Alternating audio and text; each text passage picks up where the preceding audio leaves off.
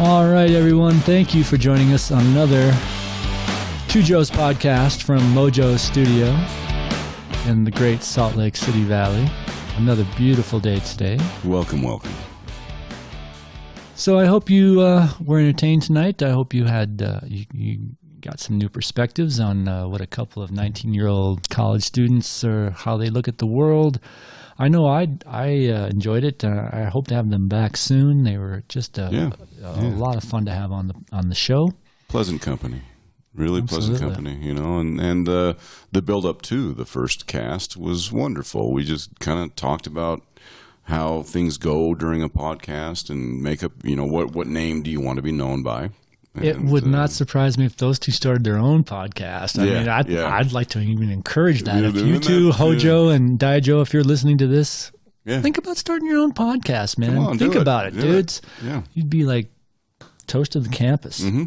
Yeah. I mean, and Daijo is so good at manipulating Dojo. You'll get him to pay for it, you know. Dojo's got some cash. He can. It's not that expensive to start your own podcast. It's not. If I can do it, anyone pretty much can. Well, in reality, you can do it with an iPhone. Yeah, and a couple of headphones. That's true. You did it with your audio quality won't be what Main Joe's provided us. Right. You know, it won't be up to that level. But it's doable. That's how Joe Rogan started. It was just on an iPhone, I believe, or a phone of some sort. Mm-hmm.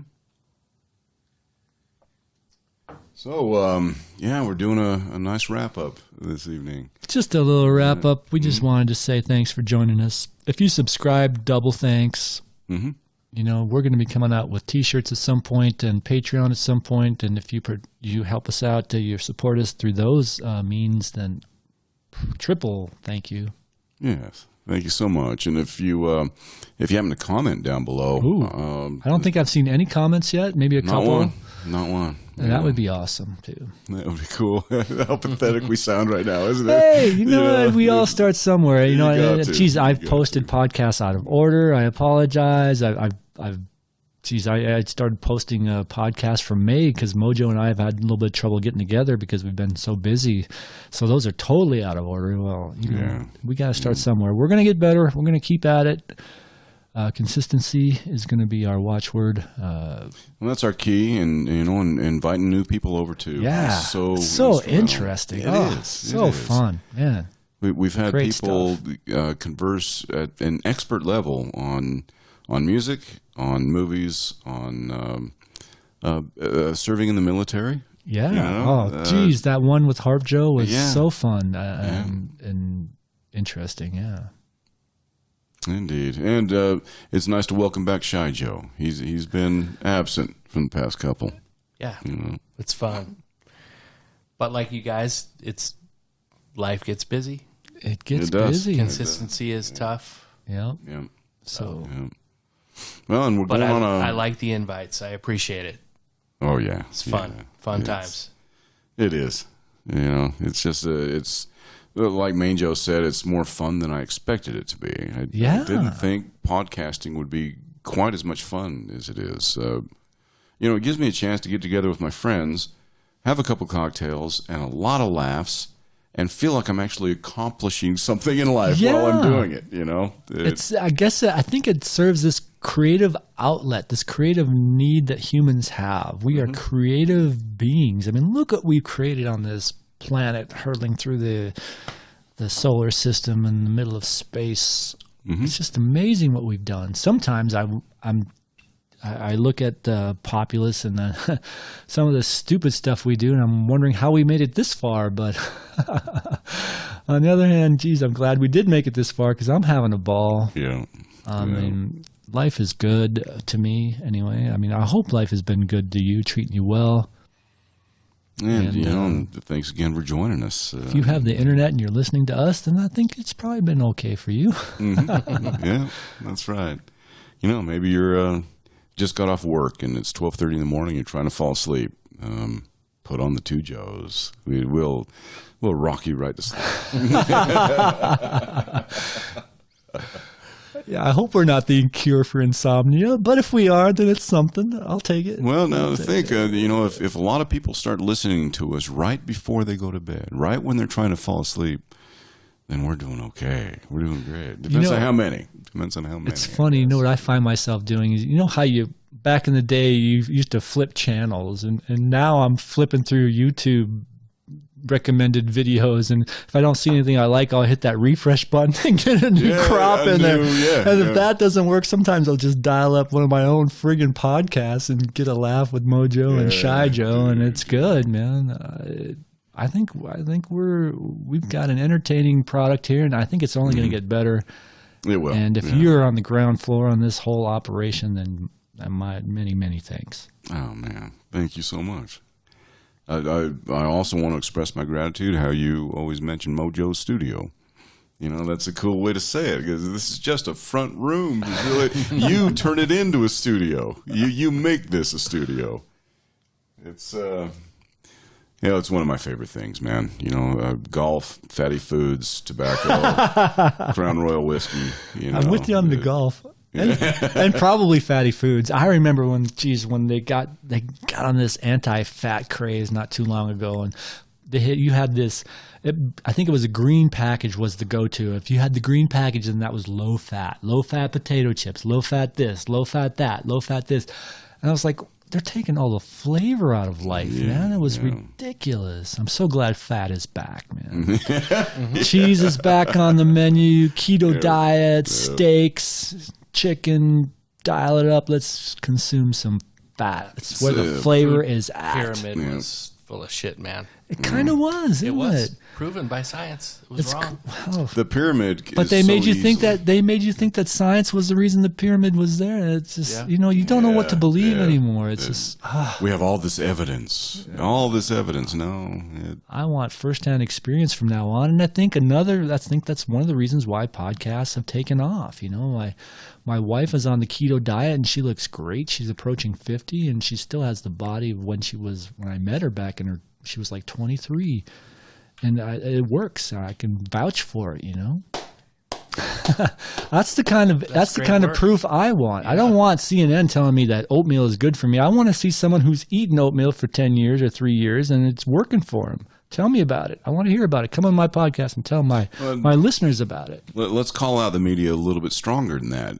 I don't want to be told in 2012 that scrambled eggs are bad for me, and then in 2013, wait, eggs might be good for you every day.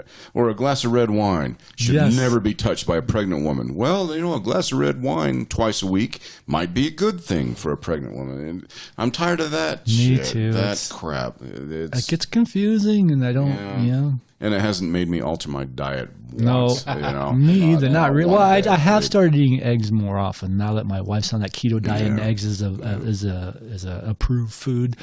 So I'm glad eggs are back on the menu. I love eggs. I do too.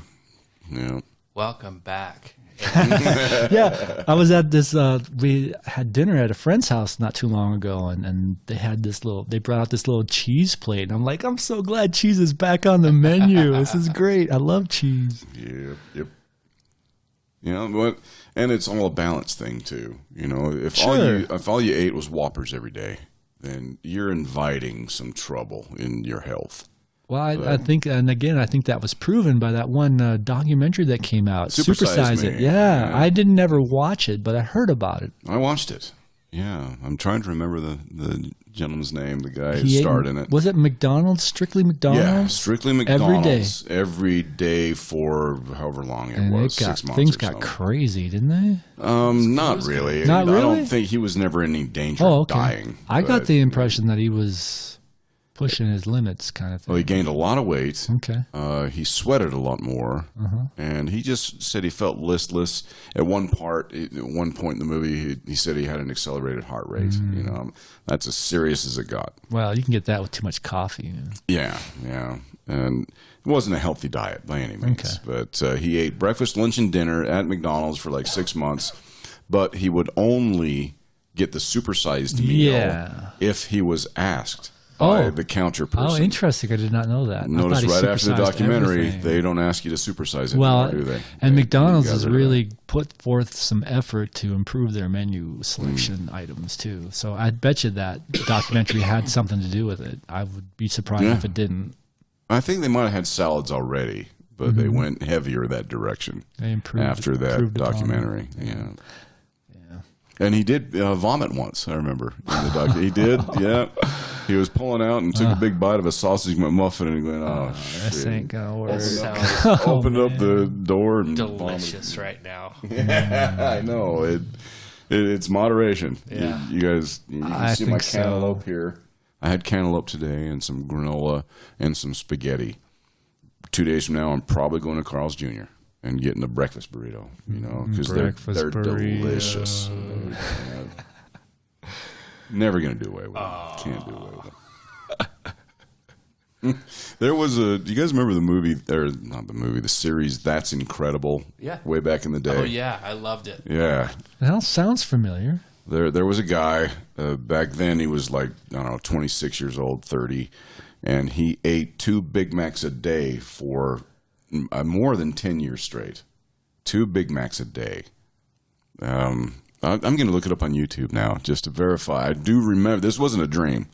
It showed him wolfing 2 Big Macs down. It took him like a minute and a half. Is that why he was on That's Incredible? Yeah. Because he ate 2 a day? 2 a day. What were Didn't the miss results? Did they talk about the results? Was he heavy? He was not a heavy guy. Not a heavy. Looking good? Yeah, thinner than me. Wow. Thinner than me. And I'm not Jabba the Hutt, but I'm not Main Joe either here.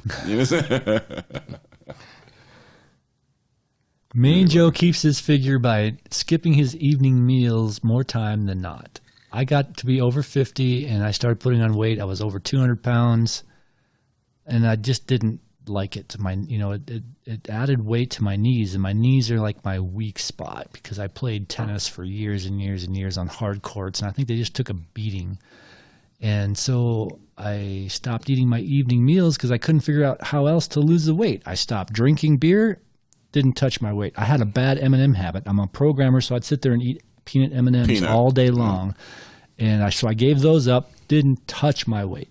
So when I started skipping my evening meal, the spaghetti and meatballs, the burritos, the burgers, the pizza, when I started skipping those, and then I just munch on some nuts or some beef jerky or turkey jerky usually at night. Just a little bit when I get hungry, and then I have a couple beers, and I'm good for the evening.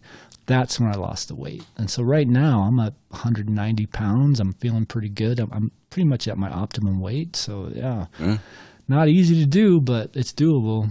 I think that's what worked for me. I don't know. The activity helps, though. It does help. But I was active at 210 too. Yeah. I couldn't. It's hard to add more activity, but it's easy to kind of skip an occasional evening meal now and then, especially when you work from home and my daughter and wife can have their evening meal, and I can just work some extra hours, which is nice. You make a little more money, take a little weight off. It's a win-win. Yeah, works for me. I don't know. George Clooney said it really well on last time I was on Letterman. He gained like 45 pounds for a role, and then the very next movie he made, he was svelte and fit and cut again. And he goes, Letterman asked, how did you do it? How, all that, the stupid questions. And Clooney said, Dave, it's a strange thing. When you eat less food and you work out, it's amazing the results that will happen. It's amazing how quick it happens, too. Yeah. So you cut out the burrito. You cut out the spaghetti and meatballs. You've raised that one twice now. In seconds. Well, spaghetti and meatballs is my favorite. Pizza, spaghetti, and meatballs. Yeah. It'd be hard for me to choose which would be my last meal on death row. They're so good, and I always go back for seconds. My dad's lost a lot of weight on the keto diet. Yeah. A ton. Like keto. And how's he feeling? Keto diet. Keto, I believe. Really good. So it's mainly protein. You cut out the carbs, right? Yeah. And you can eat fat. Yeah, apparently, fat's good. But it is pretty scientific. He's read and researched a lot about it. It was my brother's wife that was on that diet that came here for Christmas last year. And he's taken it to the extreme. He knows how to make his own keto bread and stuff like that. Wow. I would miss bread and pasta and stuff like that. But not only is he helping out his health, but he's got a hobby as a retired older person. He's really that's a double win. Yeah, cooking is definitely a cool hobby to have. Yeah. In fact, I'm getting kind of jealous because he's 6'1", 6'1". Used to be 6'2" when he was tall guy. And he has the same waist size as me right now, just to give you an idea. And I'm 5'9", maybe 5'10" with shoes on. Mm-hmm. So I'm like, damn, Dad, can't lose any more weight. I mean, it's the right diet. It seems like a good one. It's working for my wife, and who doesn't want to continue to eat awesome steaks and chicken and stuff like that? I mean, smothered burritos. And, the burritos is where you get into trouble because then you got the carbs with that tortilla wrap. Exactly. Yeah. Our friend Big Joe has said that is his number one nemesis. Burritos. I like burritos a lot too. And he'll drink 2, 3, 4 Pacificos every night too. Yep. So he doubles it up: the burritos and then the beers. I'm telling you, it's those burritos more than the beer. I think so. I think you're right. At least in my case, it was. I quit drinking beer altogether, man. And I drink a fair amount of beer. Today, I took all my recycled glass into the glass recycling bin. I was like, holy shit, I drink a lot of beer. Yep. So, it's an aspect of it, but it's not the whole thing. I remember I was 22, 3, 4 years old, somewhere in there, when every morning on the way to work, I stopped getting regular Coke and I started getting Diet Coke. And I did actually notice a little bit of weight loss there, but not big, not like 30 pounds. It was 6 or 8, maybe. Mm-hmm. So it is an incremental thing. Just cutting out the beer did help in some way. Well, and it's going to vary for different people. Everyone has a different, system, and it's going to respond differently. For me, that's what worked. For my wife, it's the keto diet that worked, Everyone's physiology does respond. Plus, I don't know if I could give up the pasta completely, I love pasta. And plus, I love my cheat days. And I don't worry about cheat days much. I figure I cheat whenever I possibly can. Yeah. But I've been keeping the weight off for almost 2 years now, and my knees are happier. My energy's still good. Yeah. I mean, well, you mentioned your knees now twice, and now I have to mention my hip. The hip problem. You got a hip issue, okay. Yeah, it's not a major one at all. It's not like I can't, live my life. And but is it chronic, everyday kind of thing? It's an everyday thing, but I'm lucky that it's not near as severe as it was like a year or two ago. That's good. Not even close. Well, my knees aren't as bad now as they were when I was playing tennis on a regular basis, and I was much younger then, so yeah. But as you mentioned, you lost some weight. Yeah, that helps. And your knees are better now. Yes, it helps. So I went to the doctor and, the surgeon, and he said, well, you have some options. Yeah. You can get a total replacement. You can try microfracture surgery. You can even try stem cell. Stem cell? I've heard good things about. Joe Rogan's been talking that up a lot. Yeah, I've heard a lot about it. I read a lot about it. I don't think it's there yet. It's my ignorant opinion. It's expensive, but Rogan swears by it, dude. Then he gave me a fourth option, though, was surgeon. And it's the worst thing a doctor can possibly say to you. You got to lose weight. Your hip would be so much happier. It would. Well, a little bit happier. Yeah. I don't know about so much, but a little bit. It definitely would appreciate the effort, I think. Yeah. I've been to a doctor recently, twice now. What's going on? A new doctor. Energy level. Just feeling kind of lethargic a little bit. Lethargic. Are you over 50 yet? You're not, are you? I'm getting close. Okay. Getting close. But I have noticed a serious drop off in energy level, in like to be honest with you, like sex drive. Yep. Dating, like not much interest in dating and stuff like that. So I went to see a doctor about it, and they're talking to me about. So my idea is just give me some speed. Just spank my brain with a speed I've pill. got a different prescription for you. Everything will be fine. Okay. But it's coming back to how are you sleeping? You need to go get your sleep study done. Sleep apnea, you're not sleeping enough. Then you'll have more energy. I've been through all that. I did all that stuff though one time before, so I'm kind of in this quagmire, trying to figure out how I can get my. I've got it for you. I got the answer, dude. What do you got? Testosterone.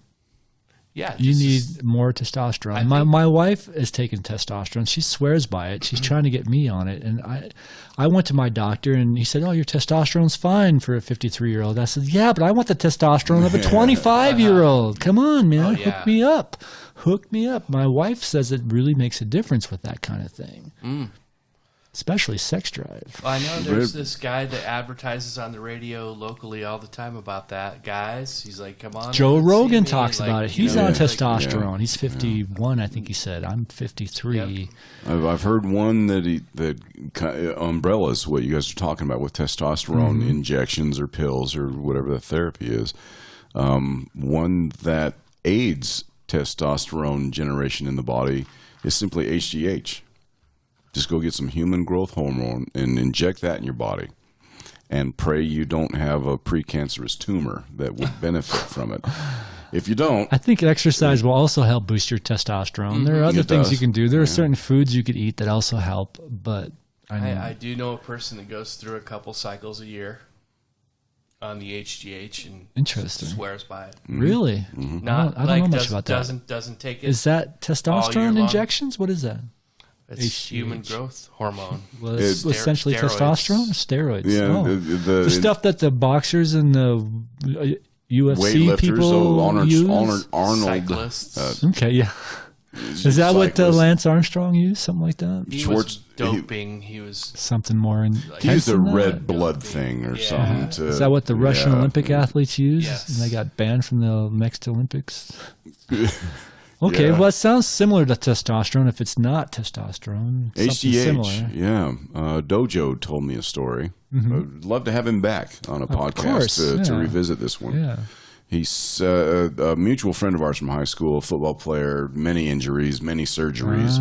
And he was out jet skiing one day in his mid-30s and crashed, screwed up his shoulder, and it looked like he had to have a third surgery on that same shoulder. And I don't know who recommended this. This is all a story. So please, listeners, remember that. This is just a story. Instead of surgery on his injured shoulder, he took advice to go on a cycle of HGH injections for 3 months or something like that. And the testimony that Dojo gave to me from our friend was that within 3 months he could raise his arms over his head, and it repaired itself, and it just grew back. And I don't know, but it's a miracle drug. It's a miracle injection for his particular malady. Please remember that also, listeners. Yeah. Sounds similar to the experience Joe Rogan had with his shoulder with the stem cell injections. Very nice. Let's talk about stem cells. He had a torn rotator cuff or whatever that was, and he said he did that a few times, and then any examination he got after that basically couldn't find any tear whatsoever. Yeah, from stem cell injections. Yeah. So I investigated that for my hip, and there's only one factor that kept me from doing it. Yeah. Well, two. First, insurance doesn't cover it. Yeah, the price. Yeah. It would have been $2,200 out of pocket. Yeah. But the main one is that I could not find online enough testimonials. Yeah. Enough I think that's people important. Writing in and saying I had this procedure for this particular malady. Yeah. And it was a miracle overnight. Yeah. So if you've had that particular malady and you've used stem cells to get rid of your hip issues, email me at the twojoespodcast@gmail.com. Please. And we'll have you on and share your story, because I want to know these kind of stories, because versus listening to CNN's bullshit, they're just pushing whatever agenda, whatever pharmacy company's paying them for ads. I want real world stories here on the Two Joes podcast, so we can inform you from people that have experienced this directly. Yeah, and maybe you'll inspire others to back up your testimony. Exactly. And then maybe someone will act on what they've heard from your experience and have the same great experience. So essentially, I'm asking you listeners to chime in and let me know if I should spend that $2,200 and get those injections. Yeah. It was described to me, and it sounded cool that they simply draw some of your blood, a vial or two, and then they spin it and make a plasma. And then they combine that plasma with other plasma drawn from an umbilical cord from a recent birth. Mm-hmm. I don't know. That sounds a little bit Eastern and mythological and a little, unproven, but let us know, please. Give us a testimonial. If it's or worked in for the comments you, down let us below know. too would work. I don't know if that email address I gave you actually works. But comment below, please. Yeah, we don't have twojoes.com, do we? Not yet. It might be too late now. No, I've got an email address because you have to have a Gmail address to fire up your YouTube account. That's right. I'll figure that out and put it in the description below maybe. But yeah, I mean, eventually we'll get a website, but I'm not too worried about it. And if we don't get to twojoespodcast.com, then we'll figure something else. Fine. Yeah, I'm not worried about it. And dude, is it just the channel on YouTube? Is that how we say it? That's primarily where we're at because, I'm a big fan of YouTube. They give you such an opportunity to express yourself and to start your own channel and to get traffic. Yeah. I mean, I just think they did just ban some Nazis recently. They're the best. I know. And they've got a tough thing to figure out how they're going to police this incredible thing they've created. Yeah, I mean, it's a huge megaphone for good and evil, and so it's going to be a tricky business. I don't know how they're going to deal with it. My hat's off to them for trying. I mean, stay calm and make your own podcast. Yep. There's a T-shirt. Yeah. Stay calm. Stay calm. We got to. How does that work? It's stay calm and march on. There's all kinds of different ones. And chive on. I've seen. Stay calm and chive on. I guess people are into chives or something. So we're going to say stay calm and cast on maybe. Oh, nice, dude. Nice. Yeah. I'm going to do that Stay calm, cast on. Two Joe's Podcast. Thank you for listening. Thank you for joining us. We're going to just kind of phase on out of here. Shy Joe, how about an outro? Stay calm and go Utes. Very nice. Very nice.